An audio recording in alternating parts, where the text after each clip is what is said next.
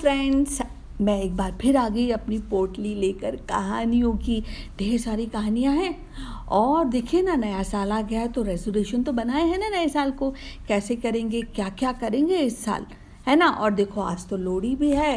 आज लोहड़ी वाले दिन आपको एक कहानी मैं सुना रही हूँ और यही कहानी बहुत सारे बच्चों को सुनाई जाएगी। So happy new year, happy Lohri, happy Sankranti. So many things are happening in one day. तो शुरू करते हैं आज की कहानी। तो क्या हुआ कि एक बहुत दूर पर, एक पहाड़ों के ऊपर बहुत समय पहले एक राजा रहा करता था। और उस राजा को चैलेंजेस लेने का बहुत शौक था कि बहुत जल्दी बोर हो जाया करता था। उसको नई नई चीज़ें करनी थी डेली, है ना। और उसको कहानी सुनने का भी बहुत शौक था। सी हमारी और आपकी तरह वो भी कहानी सुनता था। तो दरबारियों के साथ सारा काम निपटा के, राजधानी का और जो एडमिनिस्ट्रेटिव वर्क था निपटा के वो कहानी सुनता था। धीरे धीरे करके सारी कहानियाँ दरबारियों ने सुना दी। और फिर गांव वालों भी आए, उनको भी इनवाइट किया गया, उन्होंने भी सारी कहानियाँ सुना दी। अल्टीमेटली सारी कहानी सुन ली मतलब, और कहानियाँ ख़त्म हो गई। अब उसको रोज़ नई एक कहानी चाहिए होती थी ना, तो क्या करे। तो फिर उसने कंपटीशन रखा कि भाई जो कंपटीशन करेगा उसको इतने हीरे जवाहरात दिए जाएंगे।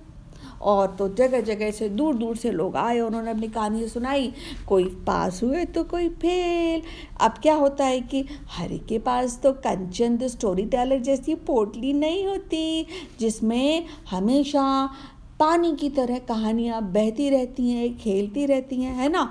और जब मन आ जाता है पोटली से निकल के बोलती है, कंचन दीदी मुझे सुनाओ आज। तो बहरहाल उनके पास हमारी जैसी पोटली नहीं थी कहानियों की। तो क्या हुआ कि फिर राजा को आ गया गुस्सा।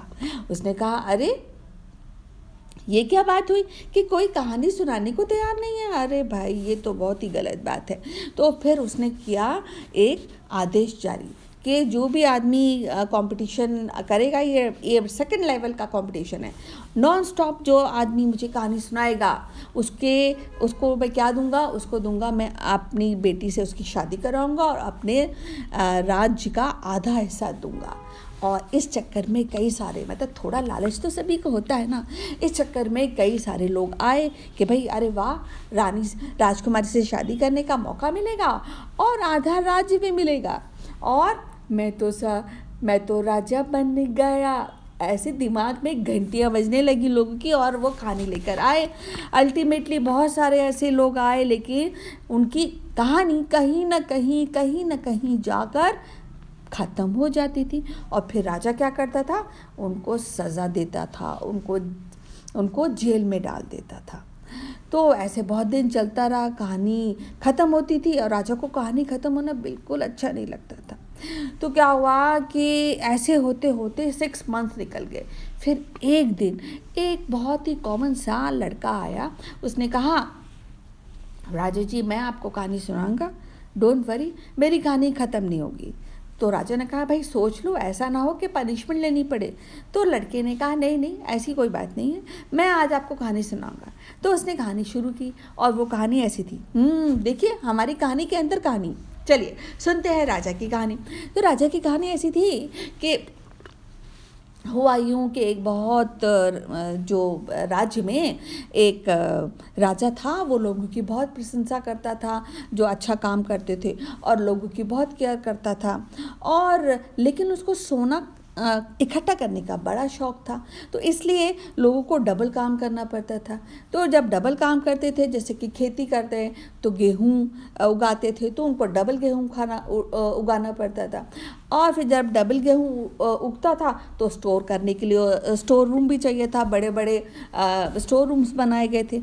तो क्या हुआ कि जो था वो गेहूँ और जो चावल स्टोर रूम में रखे जाते थे, फिर उनको बड़े प्राइसेस में बेचा जाता था। ऐसे ही एक स्टोर रूम के अंदर उसको भरा गया, उसका नाम था स्टोर रूम रत्नावली का। तो रत्नावली स्टोर रूम को भरा गया और भर के दरवाज़ा पे ताला लगा दिया गया। और पूरा आज से कोई भी इसको नुकसान ना हो इस चक्कर में उसके पहरेदार भी उसको बिठा दिए गए। लेकिन बाय चांस उस स्टोर रूम के अंदर, जो कि मिट्टी से और सीमेंट से बना था, कहीं कंस्ट्रक्शन में कुछ एरर था, उसमें एक छोटा सा छेद, बहुत छोटा सा छेद रह गया। क्योंकि ऐसा अगर स्टोर रूम में छोटे से छेद रह जाते तो क्या होता ये है कि वहाँ उसमें कीड़े पड़ने की गुंजाइश होती है, क्योंकि हवा के से कांटेक्ट में रहता है जो सामान, जो वो भी खाने वाला सामान, वो तो जल्दी ख़राब होता है। और उसी समय क्या हुआ कि टिड्डी मतलब जो ख़राब कर देती है गेहूं के खेतों में गेहूं ख़राब कर देती हैं। तो वो उनका एक बहुत बड़ा जस्ता, बहुत बड़ा दल निकल रहा था। और वे तो होशियार थी, खाना खाने उनको तो पता, उनको खुशबू लग जाती है कि भाई अच्छा यहाँ है गेहूं।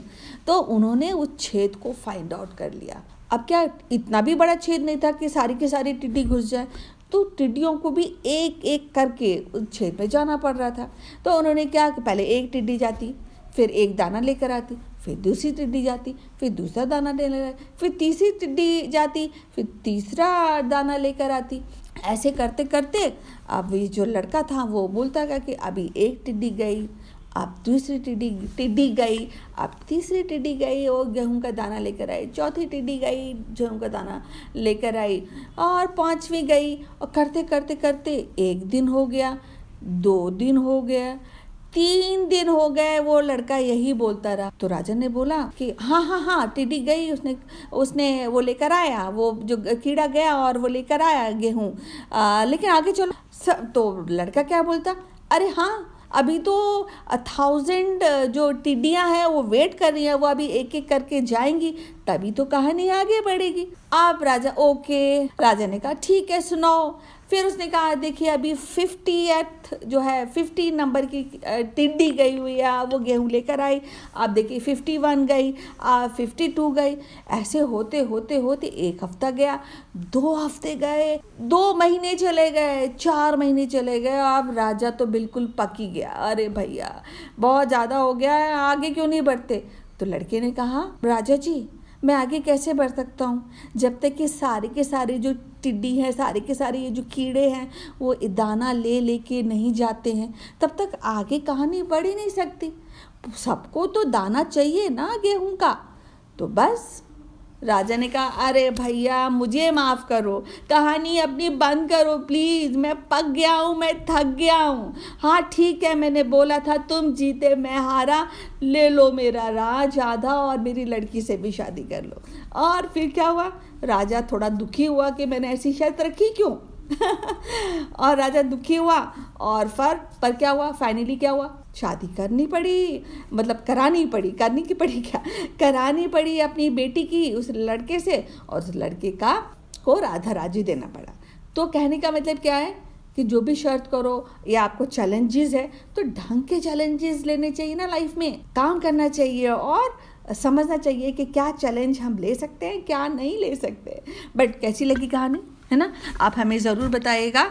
मेरा जो रेडियो का जो शो करते हैं उसमें अपने कमेंट्स आप मेरे फेसबुक पेज पे भेज सकते हैं। रेडियो पानीपुरी का भी फेसबुक पेज है, और अगर आप मेरे को पर्सनली कुछ कमेंट भेजना चाहते हैं या कुछ नई कहानी सुनना चाहते हैं, क्योंकि आप तो जानते हैं मेरी पोटली में बहुत सारी कहानियाँ हैं, तो आप सुनना चाहते हैं तो you can go to my page relish ripples with Kanchan. सुनते हैं एक गीत और फिर बात करेंगे ढेर सारी। तो आज क्या सुनाएंगी आप? आज मैं एक गाना सुनाऊंगी, सुनाइए। उसका नाम है don't worry. Okay. Have you ever thought how you felt today? Have you ever felt so stressed when nothing goes your way? Our bad promises learn, so focus on the good. I know it's hard to cope, be happy like you should. So don't worry, everything will be okay. Don't worry, if you're starting to sway, the smile on your face suits you. No one ever let it fade. The smile I'm telling myself, I am who I am today. Thank you. Oh, great, very nice. फिर हम मिलेंगे अपने अगले show में। तब तक के लिए बाय बाय।